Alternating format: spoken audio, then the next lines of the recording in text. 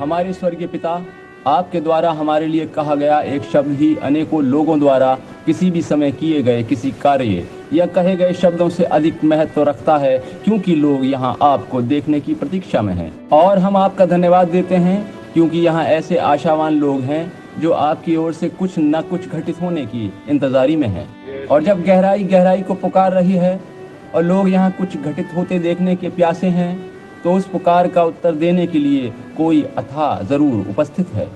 और यही कारण है कि हम आज रात यहाँ जमा हैं, क्योंकि ऐसी ही भावनाएं व बोझ इन सेवकों व लोगों के हृदयों में भी हैं। सभी ने ये चाहा है कि हम आपको पुकारें और आपका अनुग्रह और आशीर्वाद पाएं। हम विश्वास करते हैं कि आप बीमारों को चंगाई देंगे, खोए हुए लोगों को बचाएंगे और अपने वचन को हम पर जीवंत प्रकट करेंगे। हे स्वर्गीय पिता, हम प्रार्थना करते हैं कि जबकि हम कई रातों से आपकी प्रतीक्षा में हैं, आप हमारी इस विनती को स्वीकार करें। होने दीजिए कि पवित्र आत्मा इस प्रकार से उंडेला जाए कि प्रत्येक व्यक्ति अपने आसपास से मानो अंधा होकर केवल परमेश्वर ही को देख सके और परमेश्वर के प्रति भूख और प्यास से लोग चिल्ला उठें। और ये सिलसिला तब तक जारी रहे जब तक कि पूरे देश में बेदारी न जाग उठे और लोगों की भीड़ उमड़ आए तथा पापी जन परमेश्वर की करुणा की दुहाई न देने लगे। तब पवित्र आत्मा बीमारों को चंगा करे, लंगड़े चलने लगे और मुर्दे जलाए जाएं। ये सभी बातें जिनकी प्रतिज्ञा आपके वचन में दी गई है, होने दीजिए कि पूरी करी जाएं। प्रभु यीशु, आइए और अपनी वाचा पूरी कीजिए। आप आज रात हमारे बीच में आइए। हमारा विश्वास है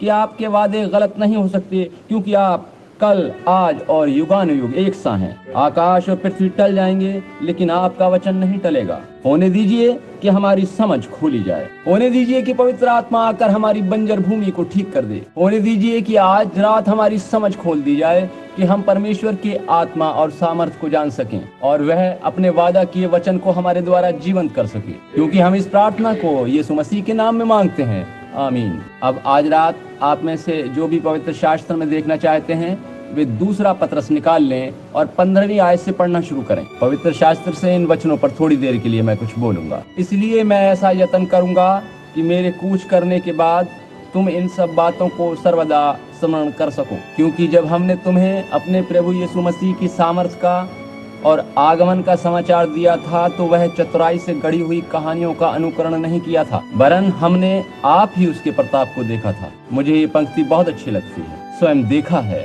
कोई गढ़ी हुई कहानी नहीं है, वरन जो कुछ हम कह रहे हैं उसके चश्मदीद गवाह हैं कि उसने परमेश्वर पिता से आदर व महिमा पाई, जब उस प्रताप में महिमा में से ये वाणी आई कि ये मेरा प्रिय पुत्र है जिसमें मैं प्रसन्न हूँ। और जब हम उसके साथ पवित्र पहाड़ पर थे, तो स्वर्ग से यही वाणी आते सुना। और हमारे पास जो भविष्यद्वक्ताओं का वचन है, वह इस घटना से दृढ़ ठहरा, और तुम ये अच्छा करते हो जो ये समझकर उस पर ध्यान करते हो कि वह एक दिया है जो अंधियारे स्थान में उस समय तक प्रकाश देता रहता है, जब तक कि पौ न फटे और भोर का तारा तुम्हारे हृदयों में न चमक उठे। पर पहले ये जान लो कि पवित्र शास्त्र की कोई भी भविष्यवाणी किसी के अपने ही विचारधारा के आधार पर पूर्ण नहीं होती, क्योंकि कोई भी भविष्यवाणी मनुष्य की इच्छा से कभी नहीं हुई, पर भक्तजन पवित्र आत्मा के द्वारा उभारे जाकर परमेश्वर की ओर से बोलते थे। प्रभु अपने वचन के पढ़े जाने पर अपनी आशीष देवे। अब मैं इसको अपना विषय चुन रहा हूँ कि परमेश्वर अपना अनुवादक स्वयं है। हम भ्रम वाले दिनों में रह रहे हैं।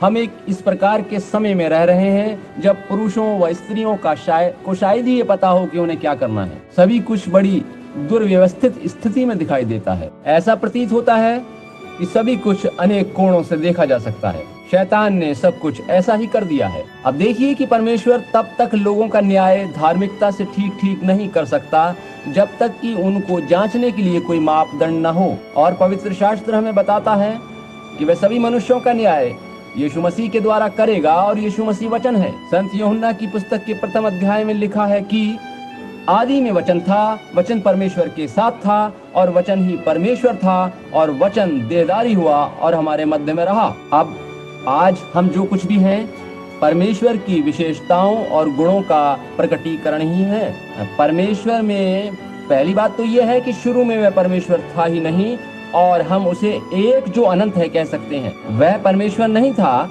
क्योंकि अंग्रेजी भाषा में गॉड शब्द का अर्थ है उपासना के लिए, जबकि वहाँ कुछ भी न था जो उसकी उपासना करता। अतः वह एक अनंत था जो सारी बुद्धिमानी व ज्ञान का मुख्य निर्झर था, और ज्ञान के इस निर्झर में एक भी अणु परमाणु नहीं था, ज्योति, चांद, सितारे आदि कुछ भी नहीं था। और वह जिसे हम परमेश्वर के रूप में जानते हैं तथा जिसका न आदि है न अंत है, वही महान पवित्र आत्मा जो अनंत है वहाँ था, और उसी के अंदर उसके फल और गुण थे। परमेश्वर होने, पिता होने, पुत्र होने, उद्धारकर्ता होने और चंगाई देने वाला होने के फल उसमें थे।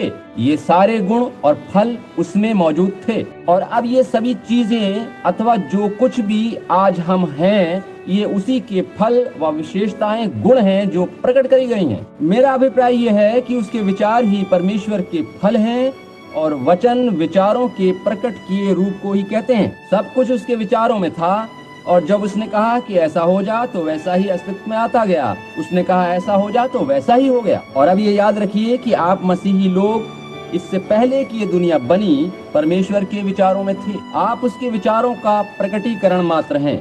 इससे पहले कि ये सृष्टि रची जाती, आप मसीह में, परमेश्वर में शुरू से थे।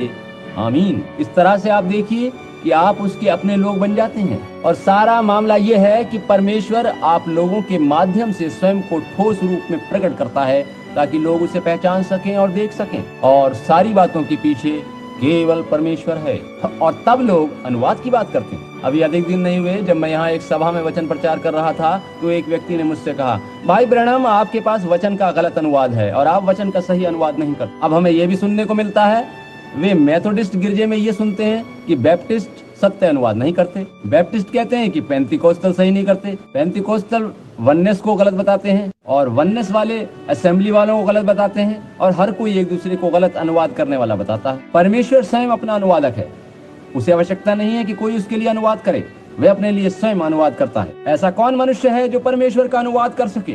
परमेश्वर अपना अनुवादक स्वयं है। और अब यहाँ वचन में हम पाते हैं कि जब पतरस बता रहे हैं कि आदि में वचन परमेश्वर ने कहा उजियारा हो जा, और उजियारा हो गया, और इस प्रकार उसके कहने का अनुवाद स्वयं हो गया। जब परमेश्वर ने कुछ भी कहा और वह वैसा ही प्रकट होकर अस्तित्व में आ गया, तो यह उसका अनुवाद ही तो था जो वचन उसने सत्य कहे थे। आपने देखा, जब उसने ये कहा कि उजियारा हो जा, तो इससे पहले कि उजियारे जैसी कोई चीज होती, यह उसके विचारों में उत्पन्न हो चुकी थी। जब उसने कहा कि उजियारा हो जा, तो उजियारा आकाश में उभर आया, और यही उसके वचनों का अनुवाद था। किसी को उसके अनुवाद करने की आवश्यकता नहीं, क्योंकि परमेश्वर ने जैसा कहा वैसा ही हो गया। जब परमेश्वर कुछ कहता है और वैसा ही हो जाता है, तो यही उसके वचनों का अनुवाद है। लोग ये सब कुछ क्यों नहीं देख पाते? क्यों नहीं देख पाते? जब परमेश्वर कहता है और कोई वादा करता है, शुरू में उत्पत्ति में उसने प्रत्येक समय और काल के लिए आदि से अंत तक अपना वचन निश्चित कर दिया था। और समय व काल बीतते बीतते इन विभिन्न दुनियावी गिरजों ने अपनी प्रथाओं व मतों से सभी कुछ गड़बड़ कर दिया है। और परमेश्वर ने हमेशा प्रत्येक समय के दृश्य में अपने भविष्यद्वक्ताओं को भेजा है, जिनके बारे में पुराने व नए नियम में लिखा है। और प्रभु का वचन सर्वदा भविष्यद्वक्ताओं के पास ही आता है। और ये कैसे होता है? ये भविष्यद्वक्ता परमेश्वर के वचन को प्रकट करता है। परमेश्वर के वचन को प्रकट स्वयं परमेश्वर करता है, और इसी से पता चल जाता है कि अमुक व्यक्ति का वचन सत्य है अथवा नहीं।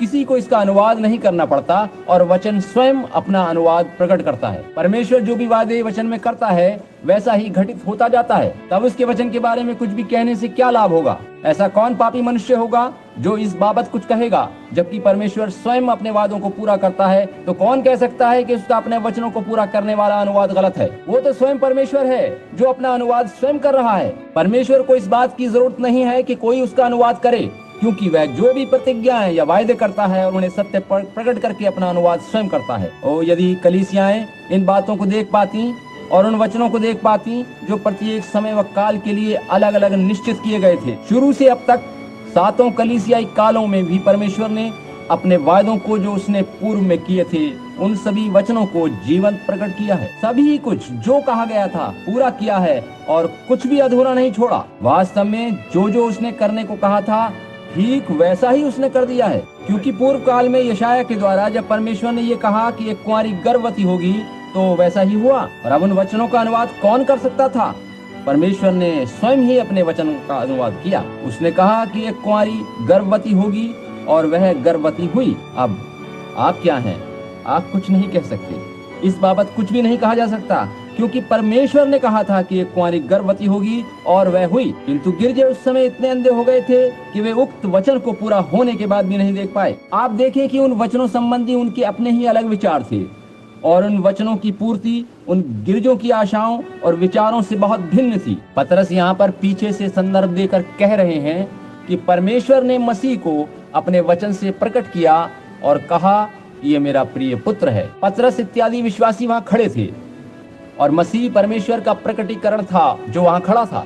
परमेश्वर ने मसीह को सर्वदा अपने वचन से प्रकट किया है, क्योंकि मसीह ही वचन है और वचन ही उसे जीवन प्रकट करता है। जब यीशु मसीह ने कहा कि नूह के दिनों में नूह ही में मसीह था, क्या आप इस बात पर विश्वास करते हैं? नूह ने कहा था कि बारिश होने वाली है और सारी पृथ्वी वर्षा से बर्बाद कर दी जाएगी। वर्षा हुई और इस बात को किसी अनुवाद की आवश्यकता नहीं थी।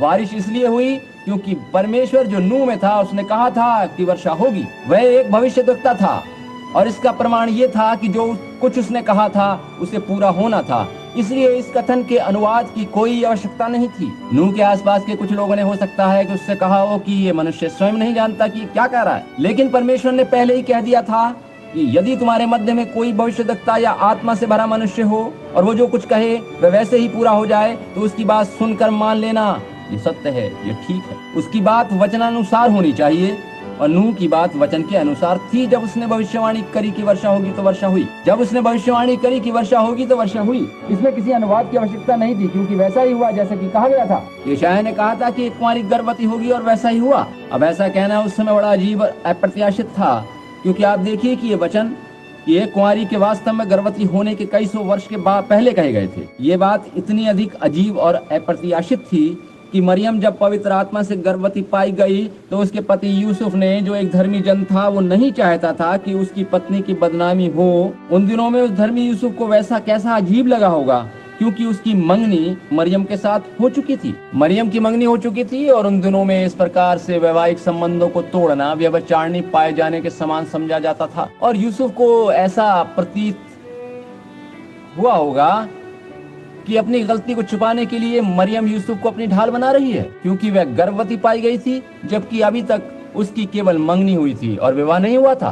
कानून और व्यवस्था के अनुसार इस प्रकार की चालाकी का दंड उस समय पत्थरवाह करके उसको मार दिया जाना था। और उसका पति यूसुफ एक अत्यंत धर्मी जन था और परमेश्वर पर विश्वास करता था। मरियम अपनी उन बड़ी बड़ी प्यारी आंखें उठाकर यूसुफ की ओर देखकर उससे कहती होगी, यूसुफ, जिब्राइल स्वर्गदूत मेरे पास आया था और उसने मुझे बताया है कि बिना किसी मनुष्य को जाने ही मैं पवित्र आत्मा से गर्भवती हूँ। अब अगर यूसुफ पीछे पवित्र शास्त्र में खोज कर देखता तो पाता कि भविष्यद्वक्ता ने ऐसा होने के लिए कहा था। ये परमेश्वर अपने कहे गए वचनों का अनुवाद कर रहा था, आपने देखा।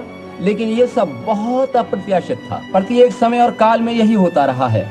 लोग परमेश्वर के वचनों से अनभिज्ञ रहे हैं, क्योंकि परमेश्वर के वचन बहुत असाधारण होते हैं। परमेश्वर बड़े असाधारण काम करता है और जहाँ असाधारणता है वहीं परमेश्वर है। दुनिया के गणित से उसकी बातें भिन्न होती हैं, जबकि दुनिया अपने हिसाब लगाती रहती है कि ऐसा होगा, लेकिन परमेश्वर जब आता है तो अपने कार्य असाधारण रीति से करता है। एक कुंवारी किस प्रकार गर्भवती हो सकती है? क्योंकि यूसुफ बड़ा ईमानदार जन था, उसने परमेश्वर से इस विषय में जानना चाहा और तब परमेश्वर ने एक स्वप्न में उससे कहा, यूसुफ, दाऊद की संतान मरियम को अपनी पत्नी बनाने से मत डर, क्योंकि जो कुछ उसके गर्भ में है वह पवित्र आत्मा की ओर से है। परमेश्वर का साया उसके ऊपर है और वह पवित्र आत्मा की ओर से गर्भवती है। क्या आपने कभी इस बात पर ध्यान दिया कि परमेश्वर ने यूसुफ से किस प्रकार बातचीत करी? उसने दूसरे ढंग से, यानी स्वप्न के द्वारा बातचीत करी। अब देखिए कि सपनों के बारे में हम जानते हैं, उन पर विश्वास भी करते हैं। मैं भी सपनों पर विश्वास करता हूँ। परमेश्वर ने सर्वदा सपनों के द्वारा ही लोगों से संपर्क किया है, लेकिन स्वप्न द्वितीय माध्यम है। देखिए, वह गलत और सही दोनों ही हो सकता है यदि उसका अनुवाद नहीं होता है। किंतु यूसुफ के मामले में चूंकि परमेश्वर स्वयं बोल रहा था, अतः अनुवाद की आवश्यकता नहीं थी, क्योंकि उन दिनों में वहाँ कोई भविष्यद्वक्ता धरती पर नहीं था। पिछले 400 वर्षों से कोई उस समय भविष्यद्वक्ता उपलब्ध नहीं था। अतः यही उत्तम था कि परमेश्वर अपने पुत्र यानी यीशु की भलाई के लिए यूसुफ से स्वयं स्वप्न में बातचीत करे, ताकि अनुवाद की आवश्यकता न रहे। परमेश्वर ने कहा, मरियम सत्य कहती है, वह पवित्र चीज जो उसके गर्भ में है वह पवित्र आत्मा की ओर से है और वह परमेश्वर का पुत्र है। इसमें अनुवाद की कोई जरूरत नहीं है। ईमानदार और निष्ठावान हृदयों को परमेश्वर स्वयं अपना अनुवाद तथा प्रकाशन देता है। उन सभी निष्ठावान व ईमानदार स्त्रियों और पुरुषों के लिए परमेश्वर के पास अपना अनुवाद देने का अपना विशेष तरीका है, जो परमेश्वर पर विश्वास रखते हैं और उसके भेदों को जानना चाहते हैं। पहले तो ये देखिए कि परमेश्वर ने क्या वायदा किया है। अगर यूसुफ अपने समय की मान्यताओं से परे हटकर पीछे पवित्र शास्त्र में खोज कर देखता तो पाता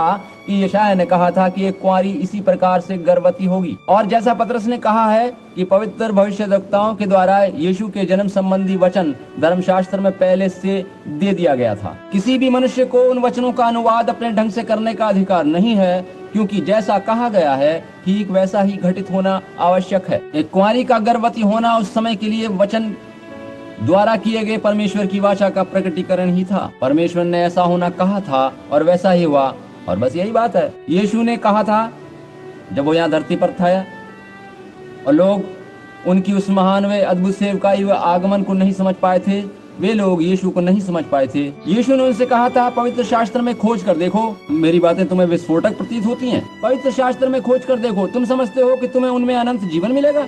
ये वही है जो मेरी ही गवाही देते हैं।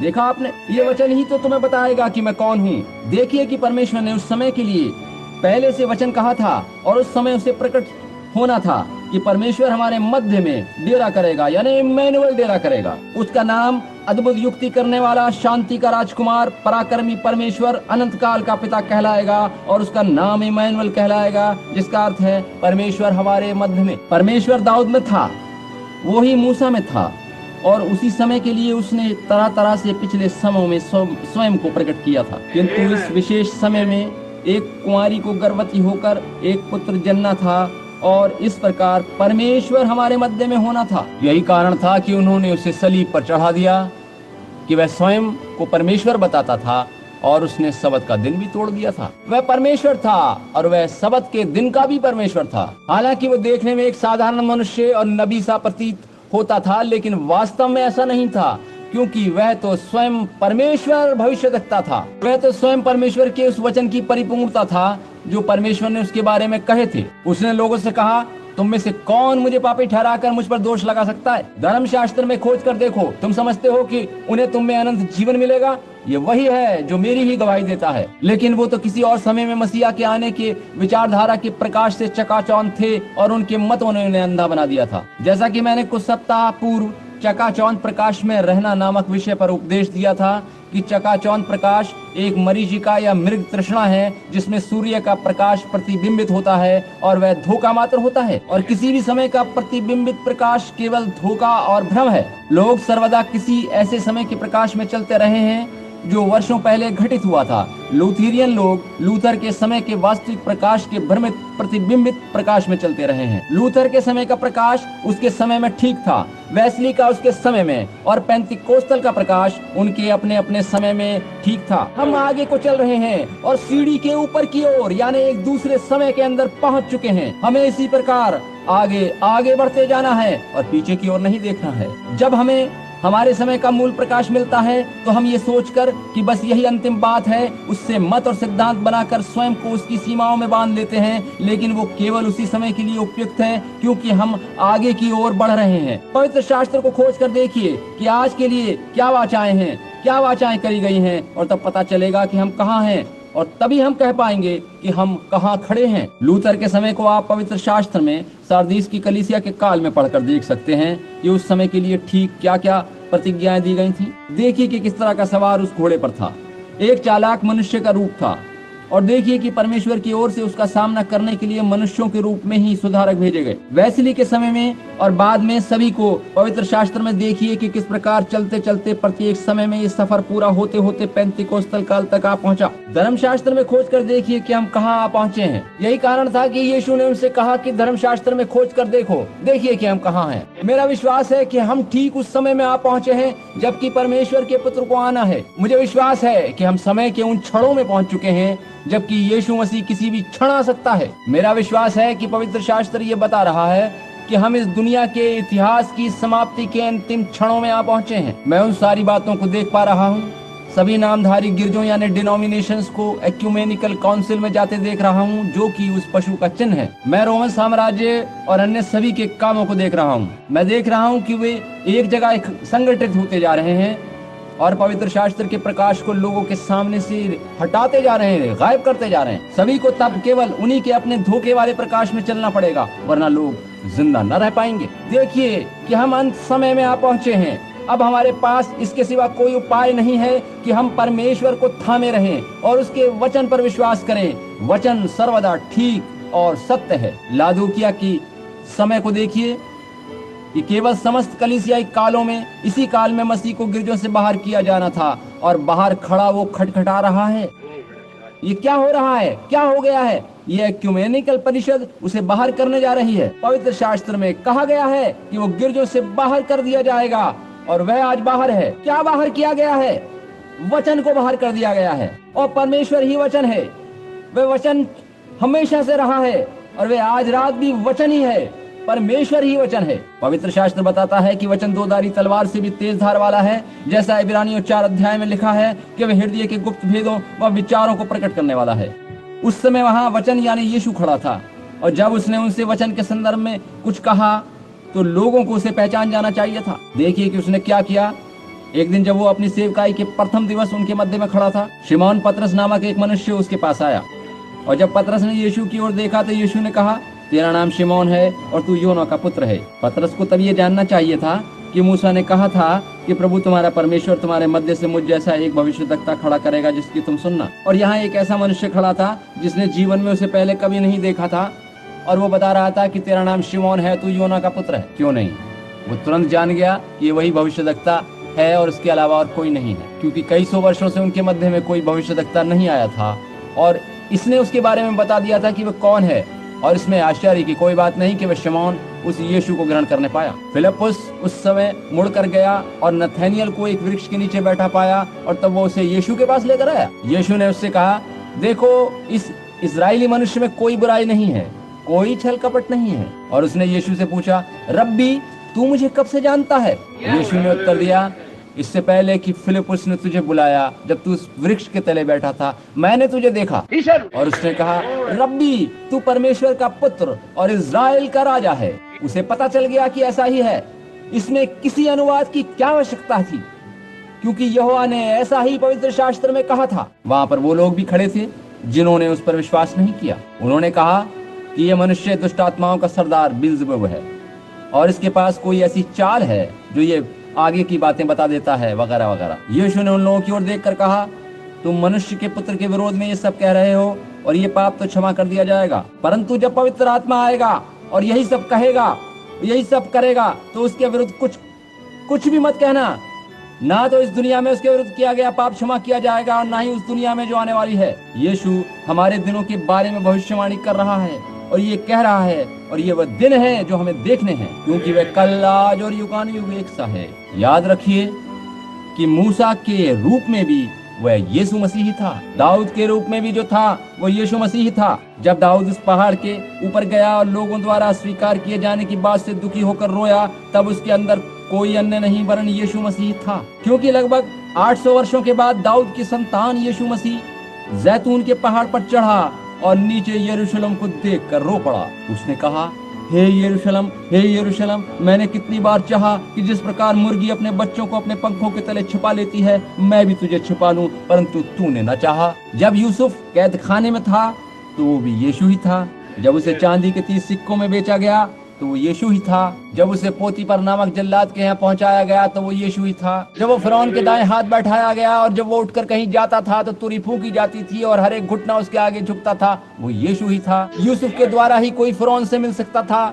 यीशु के बिना कोई भी परमेश्वर के पास नहीं जा सकता। वचन जिसके द्वारा प्रतिछायाओं और प्रतीकों में भविष्यवाणी करी गई थी, उस वचन की परिपूर्णता का प्रतीक यीशु वहां अब स्वयं खड़ा था, क्योंकि वही तो वचन है। जब यीशु धरती पर आया तो उसने वही सब किया जो पिछले भविष्यद्वक्ताओं ने किया था। यही कारण था कि उन लोगों को पता चल गया कि यीशु ही परमेश्वर के वचन का प्रकटीकरण है और इसके लिए किसी अनुवाद की आवश्यकता नहीं है। जब नथानिएल ने यह देखा तो उसके सामने गिरकर कहा, तू इज़राइल का महान राजा और परमेश्वर का पुत्र है। हम जान गए हैं कि कोई अन्य मनुष्य ये सब नहीं कर सकता। निकोदेमस जो रात को यीशु के पास आया था, उसने भी फरीसियों के प्रतिनिधि के रूप में यही सब कहा था। किंतु आप देखिए कि अपनी धार्मिक परिषद के रीति रिवाजों से वे लोग इस प्रकार बंधे थे कि वे यीशु को ग्रहण नहीं कर पाए। निकोदेमस ने फरीसियों के विचार प्रकट करते हुए कहा था कि रब्बी, ये हम कौन है? अरे उनकी परिषद। हम जानते हैं कि तू एक उत्तम गुरु है और परमेश्वर की ओर से आया है, क्योंकि कोई मनुष्य इस प्रकार के काम नहीं कर सकता जब तक परमेश्वर उसके साथ न हो। उन्होंने उसका अनुमोदन किया था।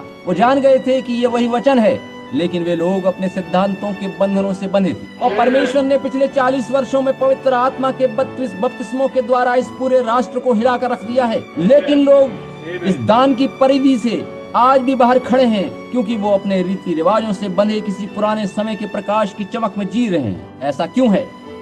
इसलिए है क्योंकि हर कोई मेथोडिस्ट, बैप्टिस्ट, प्रेस्बिटेरियन, लूथेरियन या ऐसा ही कुछ बनना चाहता है। देखिए कि यही तो अंधा बनाने वाला चमकीला प्रकाश है। वे लोग मूसा के समय के प्रकाश के प्रतिबिंब में रह रहे थे। उन्होंने क्या कहा था? यही कि हम मूसा के शिष्य हैं। यीशु ने उनसे कहा कि अगर तुम मूसा को जानते तो मुझे भी जान जाते, क्योंकि मूसा ने मेरे विषय में ही तो लिखा था। यदि आपने लूथर को जाना है तो आप इस पीढ़ी को भी जान जाओगे। यदि आपने मेथोडिस्ट को जाना है तो आप इस समय को भी जान लोगे, क्योंकि मसीह ने इस पीढ़ी के लिए लिखा है और जो वचन आज पूरा हो रहा है उसे इसी पीढ़ी में पूरा होना जरूरी है। इसके लिए किसी को अनुवाद करने की आवश्यकता नहीं है, क्योंकि परमेश्वर अपने वचन का अनुवाद स्वयं करता है। परमेश्वर स्वयं अपना अनुवाद करता है, क्योंकि एक वही है जो अपना अनुवाद कर सकता है। परमेश्वर की वाचाएं उसे एकदम सत्य प्रकट करती हैं, और जो कुछ वो कहता है यही उसका अनुवाद है। अब समय बचाने के उद्देश्य से संत यूहन्ना 14:12 में यीशु ने कहा, वह जो मुझ पर विश्वास करता है ये काम जो मैं करता हूँ वो भी करेगा। क्या उसने ऐसा कहा था? हाँ, ये सत्य है। इसमें किसी अनुवाद की जरूरत नहीं है। जब कोई वैसे ही काम करता है तो ये परमेश्वर ही है जो निश्चय ही उसमें होकर ये कार्य करता है। उसने पवित्र शास्त्र में ये भी कहा है कि जैसा लूत के दिनों में था वैसा ही मनुष्य के पुत्र के आने के समय में भी होगा। यीशु ने ऐसा कहा था, क्या नहीं कहा था? वास्तव में उसने ऐसा कहा था, और इसमें अनुवाद की कोई आवश्यकता नहीं है। लोग कहते हैं कि इसका अर्थ ठीक वही है जो उसने कहा था कि जैसा लूत के दिनों में था वैसा ही मनुष्य के पुत्र के आने के दिनों में भी होगा। लूत के दिनों में कैसा हुआ था? आइए पीछे जाकर कुछ क्षणों के लिए देखें कि उस समय क्या हो रहा था। लूत के दिनों में जैसा कि प्रत्येक सभा में और भीड़ में होता आया है, 3 प्रकार के लोग थे, अर्थात विश्वासी, अल्पविश्वासी और अविश्वासी। हम पाते हैं कि सदोमी लोग अविश्वासी थे, लूत ढोंगी विश्वासी और इब्राहिम विश्वासी था। इब्राहिम ही वह विश्वासी था जिससे परमेश्वर ने वाचा बांधी थी। वही था जो प्रतिज्ञा किए हुए पुत्र के आने की प्रतीक्षा कर रहा था और उसके प्रति आशावान था। आमीन।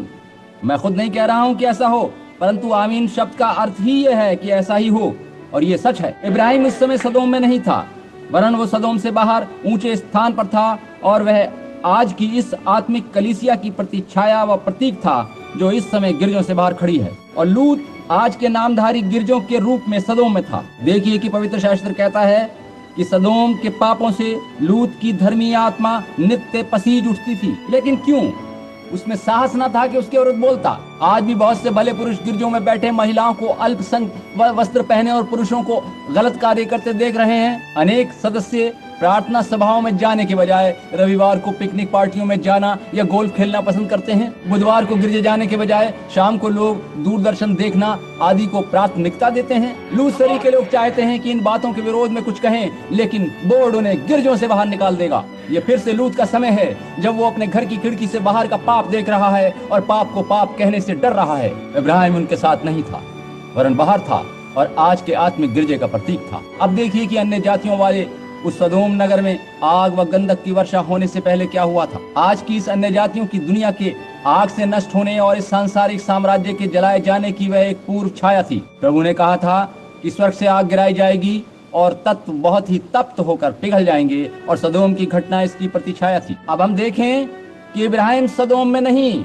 वरन सदोम से बाहर था, और लूत तब तक सदोम ही में था। गर्मियों की एक सुबह लगभग 11 बजे का समय रहा होगा जब इब्राहिम ने 3 असाधारण से दिखने वाले मनुष्यों को मार्ग से अपनी ओर आते देखा था। वह उस समय बांज वृक्ष के तले बैठा आराम कर रहा था। शायद उस सुबह वो अपने पशुओं को चराने निकला था। और अब लगभग दोपहर के समय वहां बैठकर सुस्ता रहा था जब उसने आश्चर्यजनक रूप से उन 3 मनुष्यों को अपनी ओर आते देखा। कोई ऐसी असाधारण बात जरूर थी कि उन्हें देखते ही कानों में किसी संकेत की घंटी सी बज उठी। हे प्रभु, परमेश्वर के बारे में असाधारण रीति से यही होता है कि जब वह मनुष्यों के मध्य में आता है तो एक घंटी सी बज उठती है। लोग पहचान जाते हैं और ऐसा कुछ होता है जो लोगों को ये सब बताता है और परमेश्वर की उपस्थिति को जाहिर करता है। इब्राहिम शीघ्रता से उठकर उनके पास आया और उनसे बोला, मेरे प्रभु, मैं थोड़ा सा जल लाता हूँ और एक टुकड़ा रोटी लाता हूँ कि उससे तृप्त होकर आप तब मार्ग पर आगे बढ़ जाएं। तब वो पशुओं के झुंड में गया और एक बछड़ा लेकर उसे मारकर अपने नौकर को दिया कि उसे फुर्ती से पकाए। फिर वो तंबू के भीतर गया और सारा से कहा कि फुर्ती से मैदा गूंद कर चूल्हे पर फुल के पका। फिर वो उस भोजन को लेकर आया और उन्हें खाने को दिया। जब वे भोजन कर रहे थे और इब्राहिम वहाँ खड़ा था तो देखा गया कि वह मनुष्य सदोम की ओर देख रहा था। आपको याद होगा कि 2 मनुष्य दूत सदोम की ओर चले गए थे। कृपया इस बात को नजरअंदाज न करें, मैं यहाँ यीशु मसीह के कथन का उल्लेख कर रहा हूँ। उनमें से 2 जन सदोम को चले गए ताकि लूत को वहाँ से बाहर ला सकें और बाकी सभी को नष्ट कर सकें। उन 2 जनों ने वहाँ जाकर प्रचार किया। उनमें से एक इब्राहिम के पास ठहरा रहा और उसने जो चिन्ह दिखाया उस पर ध्यान दें। नीचे सदोम में भी एक चिन्ह दिखाया गया और सदोमियों को अंधा कर दिया गया। वचन का प्रचार सर्वदा अविश्वासियों को अंधा बना देता है। और ध्यान दें कि उससे क्या हुआ। और अब देखिए कि एक जन इब्राहिम के पास ठहरा रहा और उसके सम्मुख एक चिन्ह दिखाया। क्या आप इतिहासकारों ने या धर्मशास्त्र का अध्ययन करने वालों ने कभी इस तथ्य पर ध्यान दिया है? चर्च के इतिहास में कभी भी कोई ऐसा समय नहीं हुआ जब कोई ऐसा व्यक्ति नामधारी गिरजों में प्रचार करने गया हो जिसका नाम इब्राहिम की तरह हाम से HAM से समाप्त होता हो, लेकिन आज उनके पास ऐसा मनुष्य है। ये सत्य है। बिली ग्राहम वहां जाकर उन्हें बाहर लाने का उपदेश देकर अद्भुत कार्य कर रहे हैं। ये परमेश्वर का दास है जो नामधारी गिरजों, राजनीतिज्ञों आदि के मध्य आज प्रचारक के रूप में खड़ा उनके नष्ट होने का संदेश दे रहा है। उस दिन लोगों ने जब उन्हें राष्ट्रपति पद का उम्मीदवार बनाना चाहा तो उन्होंने उस प्रस्ताव को पूरी तरह से ठुकरा दिया। परमेश्वर इस बात के लिए उन्हें आशीष दे। क्यों? क्योंकि राष्ट्रपति बनने के बाद वो उन शराब बनाने वाली कंपनियों को कुछ न कह पाएंगे, वो उन्हें आने ही नहीं देंगी। उस सिगरेट निर्माताओं आदि के लिए उन्हें आने न देने के इस अभियान में करोड़ों डॉलर खर्च करना मामूली बात होती, क्योंकि वैसे भी बिली ग्राहम उनको बंद करने के लिए प्रचार में लगे हैं। देखिए कि परमेश्वर के संदेश वाहक के रूप में वे इन सदोमियों के मध्य भेजे गए हैं और ये बिल्कुल सत्य बात है कि एक मनुष्य वहाँ ऊपर इब्राहिम के पास था, लेकिन वो उन 2 आधुनिक उपदेशकों की भांति नहीं था जो वहाँ वचन प्रचार करने भेजे गए थे। ध्यान दीजिए कि 2 जन सदोम में प्रचार हेतु भेजे गए जबकि एक ऊपर इब्राहिम के पास ठहरा रहा और वो जो इब्राहिम के पास ठहरा रहा उसने एक चिन्ह दिखाया। अब ध्यान दीजिए कि उसका नाम अब्राम और उसकी पत्नी का नाम सारा था। 1 या 2 दिन पहले परमेश्वर उसके पास आया था और उससे कहा था कि मैं तेरा नाम बदलकर अब्राम से इब्राहिम कर रहा हूँ। देखिए कि ग्राहम में GRAHAM में 6 वर्ण हैं और 6 की संख्या मनुष्य को जाहिर करती है, किंतु इब्राहिम यानी ABRAHAM में 7 वर्ण हैं और अंत में HAM हाम लगा है। अब उस आत्मिक कलीसिया के प्रतीक इब्राहिम से उसने कहा, इब्राहिम, अब्राम नहीं कहा। तेरी पत्नी सारा नहीं कहा।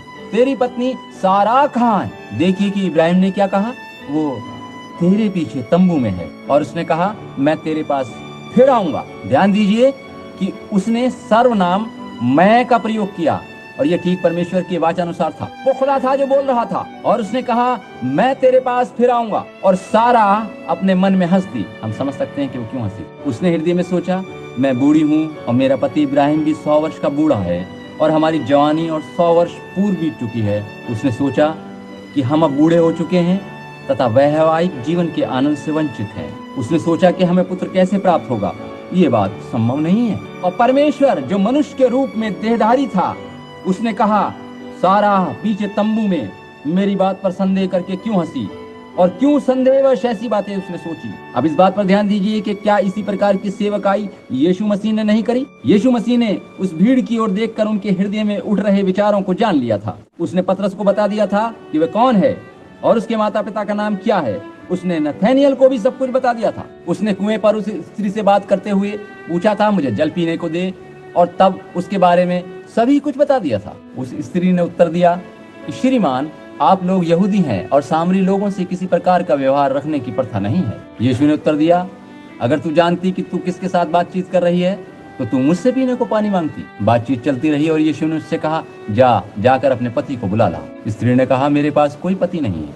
यीशु ने कहा, तू ठीक कहती है, तूने 5 पति किए थे। स्त्री ने उत्तर दिया, जी हाँ श्रीमान। उस स्त्री और उस समय के शास्त्रियों और उनकी धार्मिक परिषद के विचारों के अंतर पर ध्यान दीजिए, जो कि किसी विगत समय के प्रकाशीय भ्रम में रह रहे थे। उन्होंने कहा था कि ये शैतान की सहायता से ऐसा करता है और शैतान है, क्योंकि उन्हें अपनी सभा को कुछ ना कुछ तो समझाना ही था। लेकिन इस बेचारी स्त्री ने, जिसके हृदय में पहले से चुने जाने वाला छोटा सा अंकुर छिपा था, इसने क्या किया? वो अपनी उस व्यभिचारणी वाली स्थिति से हताश और निराश हो चुकी थी।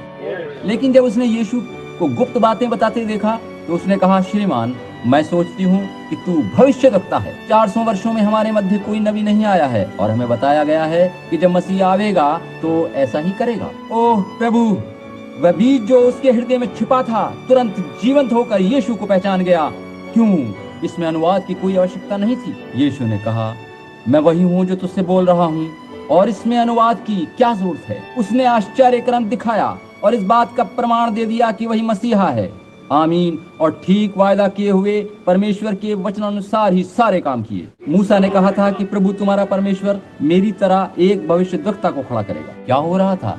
वचन जीवंत प्रकट हो रहा था। वो स्त्री नगर को दौड़ गई और लोगों से कहा कि आओ देखो, एक मनुष्य है जिसने मेरे बारे में सब कुछ बता दिया है, जो कुछ मैंने किया है। क्या ये वही मसीह तो नहीं? क्या ये कहीं वही तो नहीं है? क्योंकि इसने बता दिया है कि मैंने क्या क्या किया है। अब ध्यान दीजिए कि वहां ऊपर उस मनुष्य ने भी यीशु ही था। उस मनुष्य में यीशु था जिसने अपनी पीठ के पीछे तंबू के अंदर जो कुछ सारा के हृदय में वो सोच रही थी, वो सब कुछ बता दिया था। इब्रानियों की पुस्तक के 4 अध्याय में वचन में लिखा है कि परमेश्वर का वचन 2-धारी तलवार से भी तेज धार वाला है और चोखा है, और जीव और आत्मा को और गांठ गांठ और गूदे गूदे को अलग करके वार पार छेदता है और मन की भावनाओं और विचारों को जांचता है। ये वचन है। और जब भी कोई भविष्यद्वक्ता आया, वो वचन साथ लेकर आया, और वह उस समय या पीढ़ी के लिए वचन बना। और उसने क्या किया? एक भविष्यद्वक्ता के रूप में लोगों के हृदय में उठ रहे विचारों को जान लिया। यीशु मसीह के रूप में यही हुआ, क्योंकि वह तो वचन की परिपूर्णता था। और यीशु ने कहा कि जैसा सदोम के दिनों में था, वैसा ही मनुष्य के पुत्र के आने के दिनों में भी होगा। परमेश्वर का आत्मा फिर से इस धरती पर एक देहधारी मनुष्य के रूप में आएगा। परमेश्वर देहधारी मनुष्य के रूप में प्रकट होगा। आमीन। क्या आप इस बात को देख पा रहे हैं? और वो वही सब करेगा जो परमेश्वर ने एक मनुष्य के शरीर में उपस्थित होकर सदोम में किया था। याद रखिए कि वो एक वायदा किए हुए पुत्र के आने की प्रतीक्षा कर रहे थे, और उसके ठीक बाद प्रतिज्ञा किए हुए पुत्र का आना हुआ। इससे पहले की प्रतिज्ञा किया हुआ पुत्र आए, सदोम और इब्राहिम के लोगों के लिए वो अंतिम चिन्ह था जो परमेश्वर ने उन्हें दिखाया था। क्या आपने इस बात पर ध्यान दिया है? और अब ये आत्मिक कलीसिया उसी प्रकार के समय में आ पहुंची है। किसी ने पूछा था, भाई ब्रनम, क्या आप ये कहते हैं कि इब्राहिम के पास मनुष्य रूप में खुद आया था? पवित्र शास्त्र बताता है कि वो परमेश्वर था, और इसमें अनुवाद की कोई जरूरत नहीं है। वह एलोहिम है, और इब्राहिम ने उसे इसी नाम से पुकारा था। पवित्र शास्त्र का अध्ययन करने वाला प्रत्येक व्यक्ति इस बात को जानता है। एलोहिम का अर्थ है एक वह जो सब कुछ कर सकने में समर्थ है, सब प्रकार से परिपूर्ण है। वो प्रथम और आखिर है, वो प्रारंभ और अंत है, वो एलोहिम है। इब्राहिम ने उसे एलोहिम कहकर पुकारा था। एलोहिम शब्द इब्रानी भाषा का है और इसका अर्थ है परमेश्वर, अर्थात जो आदि से है। परमेश्वर एलोहिम, वो एलोहिम मनुष्य की देह में प्रकट हुआ, मनुष्यों के वस्त्र पहने, और उसने मनुष्यों के लिए बना भोजन खाया। आमीन। ये एक चिन्ह था कि अंत के दिनों में परमेश्वर फिर अपने लोगों में मनुष्य के शरीर के रूप में प्रकट होगा। आमीन। यीशु ने कहा था कि जो काम मैं करता हूँ वही तुम भी करोगे, और जैसा सदोम के दिनों में था वैसा ही मनुष्य के पुत्र के आने के दिनों में भी होगा। आमीन। इसके लिए अनुवाद की कोई जरूरत नहीं है। इसमें आवश्यकता है वचन के जीवंत प्रकट होने की। आमीन। क्या आप इस पर विश्वास करते हैं? आइए हम अपने सिरों को प्रार्थना में झुकाएं। हमारे स्वर्गीय पिता, हम आज रात आपकी इन बातों को तथा वाचाओं को जो आपने हमें दी हैं आपके सामने रख रहे हैं। आपके अतिरिक्त अन्य कोई नहीं है जो आपके वचन को जीवंत बना सके। आपने कहा था कि उजियारा हो जा, और उजियारा हो गया था।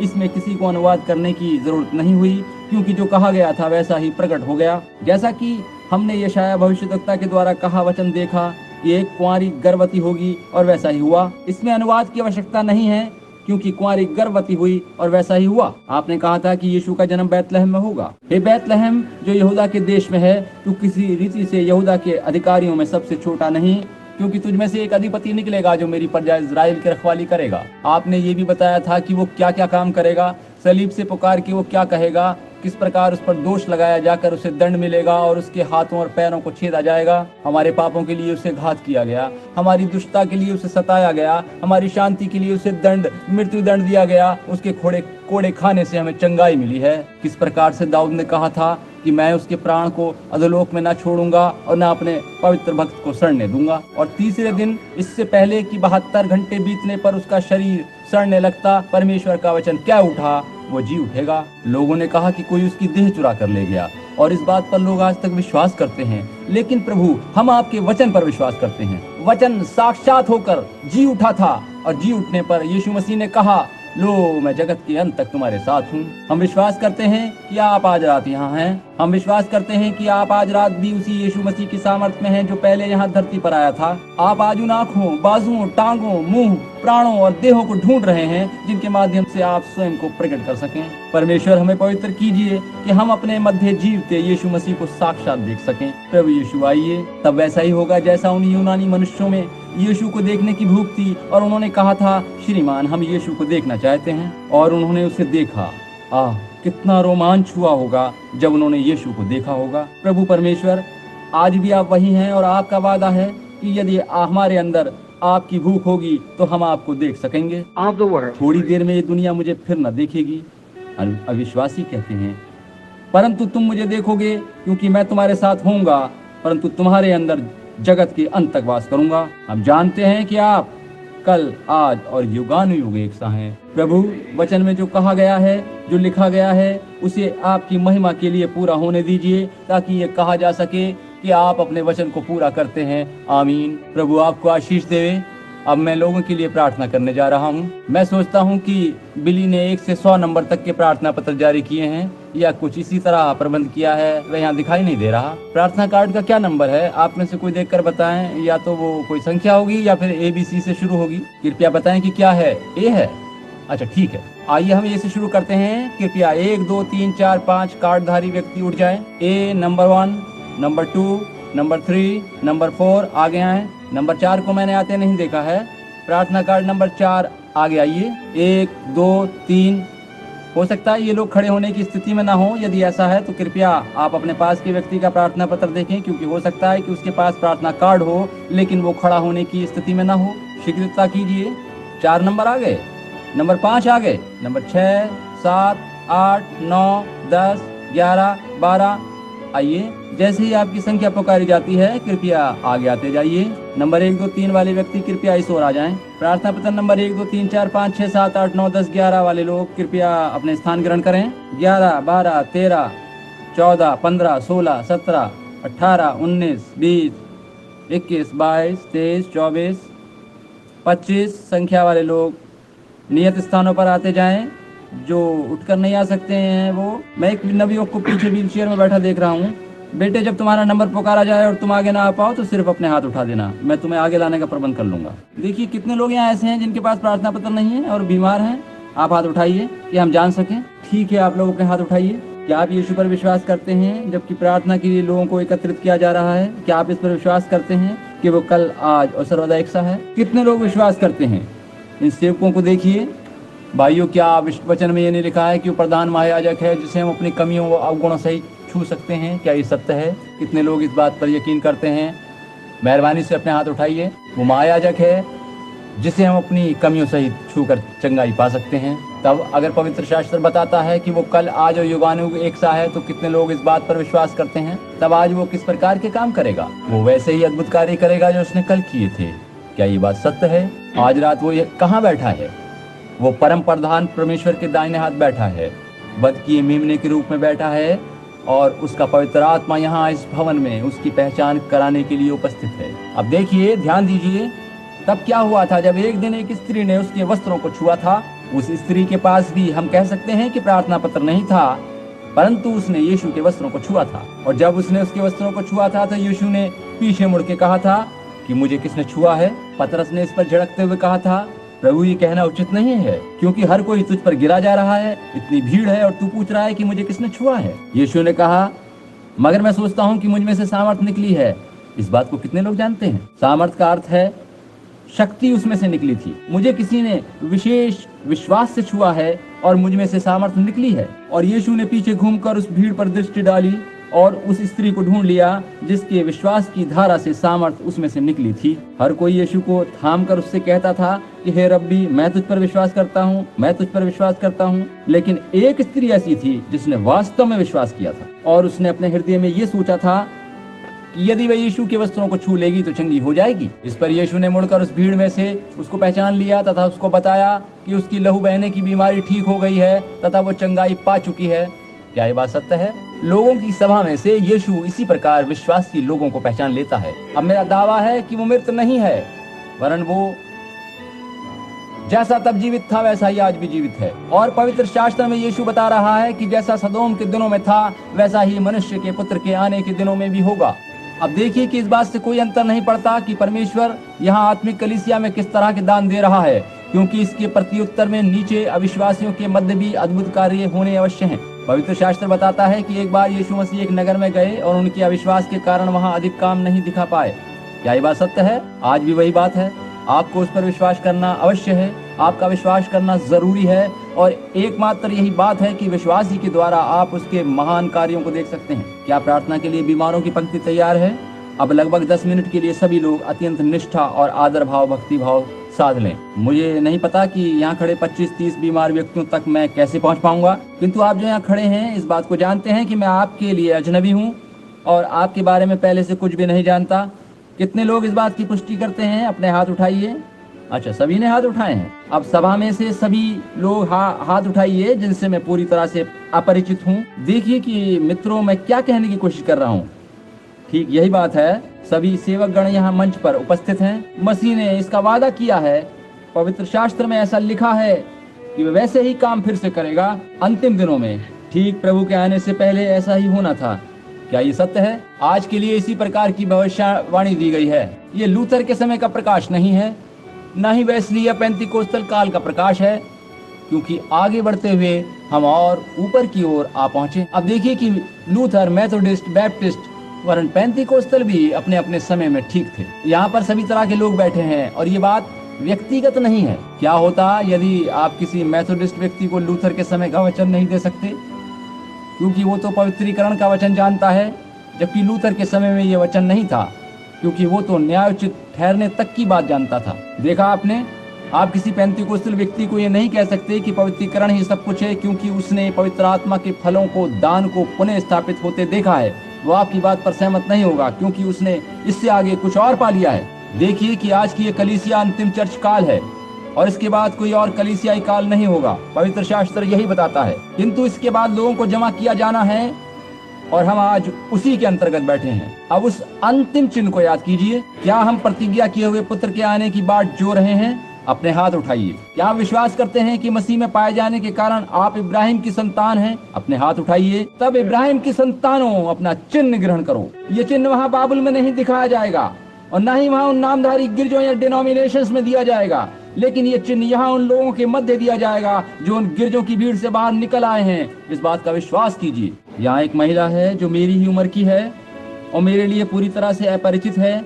मैंने उन्हें अपने जीवन में पहले कभी नहीं देखा। यदि ये बीमार हैं तो यदि ये चंगी हो जाएं तो मैं उनके बारे में कुछ नहीं जानता। कुछ क्षण पूर्व इन्होंने अपना हाथ उठाकर बताया था कि ये मुझसे परिचित नहीं है। आपने देखा होगा ये अजनबी महिला हैं जो यहाँ खड़ी हैं। आज जब लोग यहाँ आए तो इनको प्रार्थना पत्र बांटे गए थे जिनकी संख्याएं क्रमवार नहीं वरन मिली जुली थी। 1 नंबर यहाँ है तो 10 नंबर कहीं पीछे है, नंबर 15 इधर है तो नंबर 7 उधर कहीं, इसी प्रकार से हैं। संख्याएं इसी प्रकार से मिली जुली हैं और प्रतिदिन इसी तरह से कार्ड लोगों को दिए जाते हैं और लोगों को नंबर पुकार कर बुलाया जाता है तो सभी ओर से लोग आते हैं।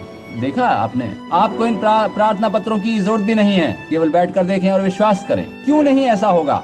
आज रात अपनी चेतना में आइए और उस समय को पहचान लीजिए जिसमें आप रह रहे हैं। देखिए मित्रों, समय लगभग पूरा हो चुका है, बीता जा रहा है। अब इब्राहिम के परमेश्वर ने यीशु को मुर्दों में से जीवित किया था और यीशु ने वादा किया है कि वैसे ही इब्राहिम के समय के चिन्ह अंत समय में फिर से प्रकट किए जाएं। उस स्वर्गदूत ने, जो कि मनुष्य की देह में परमेश्वर स्वयं था, जो चिन्ह इब्राहिम को दिखाए इससे पहले की प्रतिज्ञा किया हुआ पुत्र आए, आज भी वही चिन्ह दिखाए जाएंगे। अब हम आज इन नामधारी गिरजों को और अणु परमाणु को और उस भीड़ को देख रहे हैं। हम बिली ग्राहम और ओरल रॉबर्ट को देख रहे हैं जो उनके मध्य में प्रचारक हैं। पेंटिकोस्टल और डिनोमिनेशंस के प्रचारकों को वहां चिन्ह दिखाते देख रहे हैं। बिली ग्राहम धर्मशास्त्र के पूर्ण ज्ञाता हैं और लोग उन पर पूर्ण पंडित होने का विश्वास करते हैं। ओरल रॉबर्ट्स पेंटिकोस्टल प्रचारक हैं और लोगों को चंगाई देते हैं। लेकिन इधर देखिए कि इब्राहिम की संतान से कुछ और बात की वाचा दी गई है। वे उधर वहां उन नामधारी गिरजों के मध्य हैं,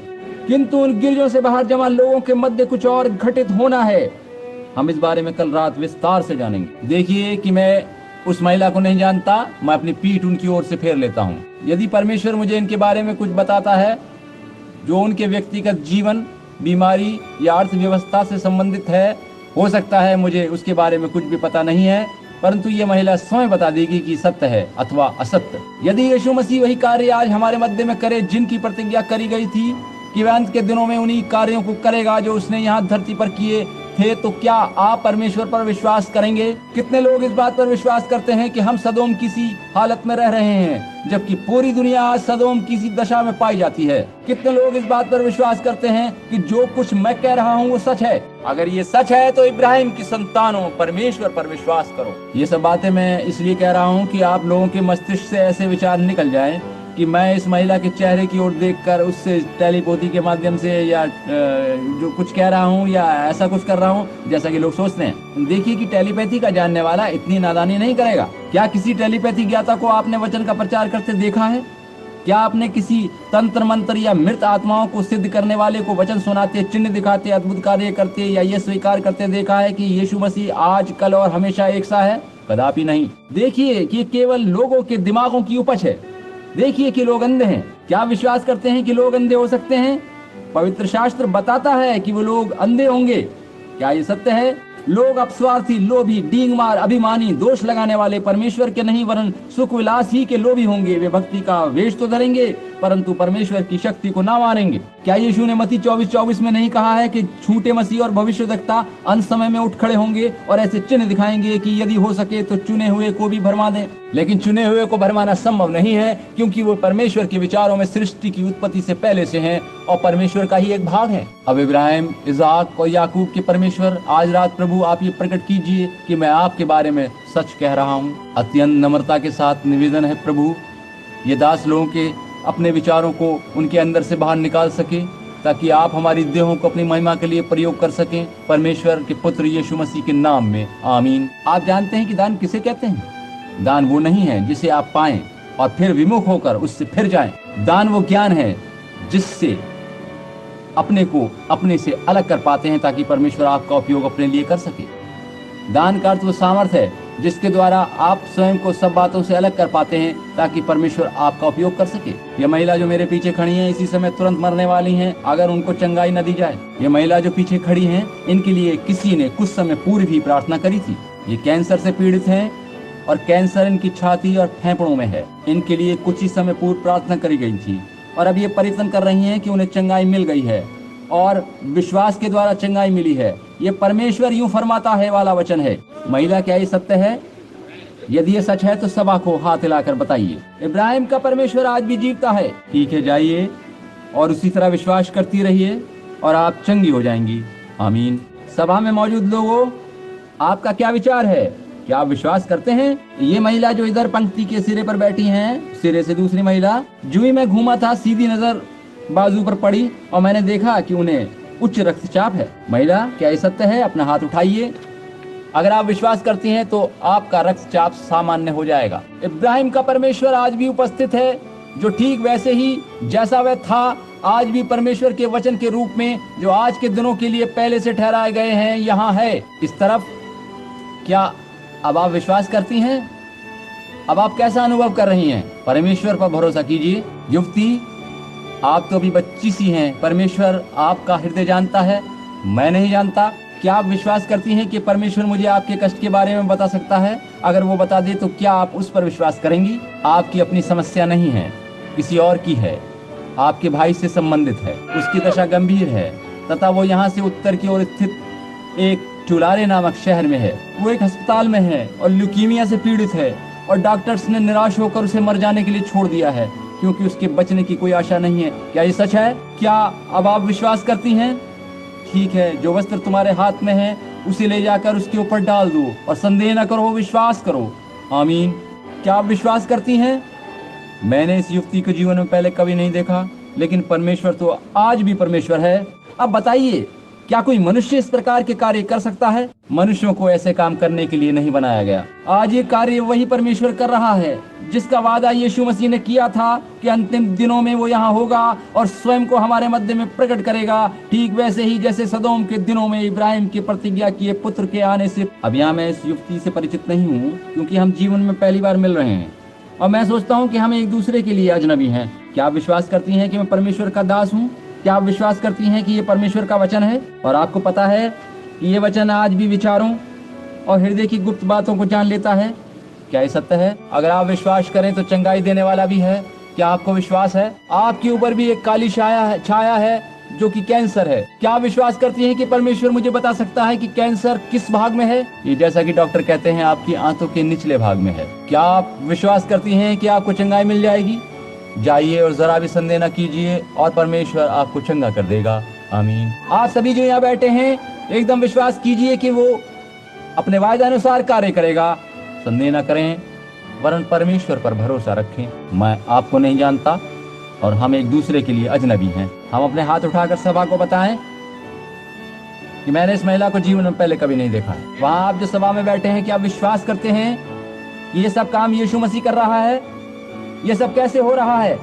यह उसके वचन के द्वारा हो रहा है। जब लोग इन बातों को अस्वीकार करते हैं और ग्रहण नहीं करते, तो ये अस्वीकार किसी मनुष्य के प्रति नहीं वरन उसके वचन के प्रति गिना जाता है। ये वचन ही था जो गिरजों से बाहर कर दिया गया और आज बाहर खड़ा है। ये महिला मेरे लिए अजनबी है और मैंने इन्हें अपने जीवन में पहले कभी नहीं देखा। परमेश्वर ही चंगाई देने वाला है। हो सकता है आपकी बात चंगाई से संबंधित ना हो और आपकी कोई अन्य समस्या हो, लेकिन अगर परमेश्वर मुझे उसके बारे में बता दे तो क्या आप मेरी बात पर विश्वास करेंगी? पहली चीज तो यह है कि आपका एक कान खराब है जिससे आप सुन नहीं पाती और आप उसके लिए प्रार्थना करवाना चाहती हैं। ये ठीक है, सच है। इसके बाद आपको धूम्रपान करने की बुरी आदत है जिससे आप छुटकारा पाना चाहती हैं। अपनी उंगली अपने कान में डाल लीजिए। ठीक हुए कान में। ठीक है। अब परमेश्वर पर विश्वास करते हुए अपने घर जाइए और संदेह मत कीजिए और विश्वास रखिए तो आप अब से कोई धूम्रपान नहीं करेंगी। जाइए, परमेश्वर आपको आशीष देवे। आपने देखा क्या हुआ? क्या ये सच नहीं है? मैं आपको नहीं जानता, हम एक दूसरे के लिए अपरिचित हैं। मैंने आपको पहले कभी नहीं देखा, लेकिन परमेश्वर आपको जानता है। अगर परमेश्वर मुझे आपके बारे में कुछ बता दे तो क्या आप विश्वास करेंगी? क्या अब पूरी सभा विश्वास करेगी? क्या कोई इन महिला को जानता है? सभा में कोई इनको जानता है?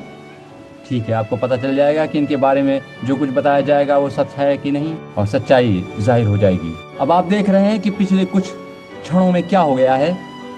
देखिए कि मेरी आवाज थरथरा उठी है और अन्य सभी कुछ चीजों के प्रति मानो मैं अंधा सा हो गया हूँ। देखिए कि हृदयों की गुप्त बातें पवित्र आत्मा प्रकट कर रहा है।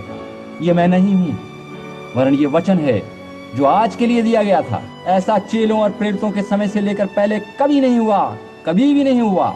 लेकिन ऐसा वचन में कहा गया था कि मनुष्य के पुत्र के आने के दिन से एकदम पहले ऐसा होगा। जैसा लूत के दिनों में था वैसा ही मनुष्य के पुत्र के आने के दिनों में भी होगा। अविश्वासी इसका विश्वास न करेंगे, उनसे ऐसी आशा नहीं है, लेकिन विश्वासी इस पर विश्वास करेंगे। अब अगर पवित्र आत्मा इस महिला के बारे में मुझे बता दे तो कितने लोग इस पर विश्वास करेंगे, हृदय से पूरी तरह विश्वास करेंगे। अपने हाथ उठाइए। आपके शरीर को कार दुर्घटना के कारण हानि पहुंची है, जिससे आपकी गर्दन के जोड़ों में खिंचाव आया है। आपके गुर्दे में भी चोट लगी है। क्या ये सच नहीं है? आप विश्वास करती हैं? आप ठीक हो जाएंगी, परमेश्वर की प्रशंसा होगी। क्या आप विश्वास करती हैं कि परमेश्वर गुर्दे की गड़बड़ी को चंगा कर सकता है? तब जाइए और अपनी चंगाई प्राप्त कीजिए। महिला, आप आइए, उधर देखिए। क्या आप विश्वास करती हैं कि परमेश्वर हृदय रोग को दूर कर सकता है? ठीक है, अपने मार्ग जाइए और विश्वास रखिए कि आपका हृदय रोग ठीक हो जाएगा। आप आइए। क्या विश्वास करते हैं कि परमेश्वर आपकी पीठ का दर्द ठीक कर सकता है, आपको चंगाई दे सकता है? जाइए, तब विश्वास कीजिए, परमेश्वर पर विश्वास कीजिए। आपको केवल इतना ही करना है। युवती, आप आइए। क्या आप विश्वास करती हैं कि परमेश्वर आपके पेट के रोग को दूर कर सकता है? जाइए, अपना भोजन कीजिए और पूरे हृदय से विश्वास कीजिए। आप आइए। क्या आप विश्वास करते हैं कि परमेश्वर आपके जोड़ों की सूजन को चंगा कर सकता है? तब जाइए, विश्वास रखिए और परमेश्वर आपको ठीक कर देगा। ठीक है, आइए, आप पूरे हृदय से विश्वास करते हैं? आपको भी जोड़ों की सूजन का रोग है, क्या आपको विश्वास है कि परमेश्वर आपको चंगाई दे सकता है? जाइए, विश्वास रखिए और कहिए, प्रभु को धन्यवाद। वहाँ कितने लोग विश्वास करते हैं? क्या आप विश्वास रखते हैं? ये युवती जो यहाँ लाल वस्त्र पहने बैठी है तथा अपना हाथ उठा रही हैं, उच्च रक्तचाप से पीड़ित हैं। क्या आप विश्वास करती हैं कि परमेश्वर आपको चंगा कर सकता है? आपको विश्वास है? ठीक है, अपने हाथ अपने बराबर में बैठी युवती के ऊपर रखिए और उनसे कहिए कि उनके गले की खराबी दूर होकर आवाज ठीक हो जाएगी। आमीन, यही बात है। आमीन। क्या आपको विश्वास आया? भरोसा रखिए। यहाँ एक सज्जन बैठे हैं जिन्हें रक्तस्राव का रोग है। क्या आप वहीं बैठे बैठे विश्वास कर रहे हैं श्रीमान? हाँ, आपको रक्तस्राव है। क्या आपको विश्वास है कि आप चंगे हो जाएंगे? वह युवती जो आपके बराबर में बैठी हैं, उन्हें भी रक्तस्राव है और पीठ में भी रोग है। क्या आपको विश्वास है कि परमेश्वर आपको चंगा करने जा रहा है? क्या विश्वास रखती हैं? अपना हाथ उठाइए और चंगाई ग्रहण कीजिए, विश्वास कीजिए। ये महिला जो आपके बराबर में बैठी हैं, उनकी टांगों और कूल्हे में कष्ट है। क्या आपको विश्वास है कि ये बात सच है? क्या आप विश्वास करती हैं कि चंगी हो जाएंगी? ठीक है, अपना हाथ उठाकर कहिए कि मैं चंगाई को ग्रहण करती हूँ। इनके बराबर में बैठी युवती को संक्रामक रोग है।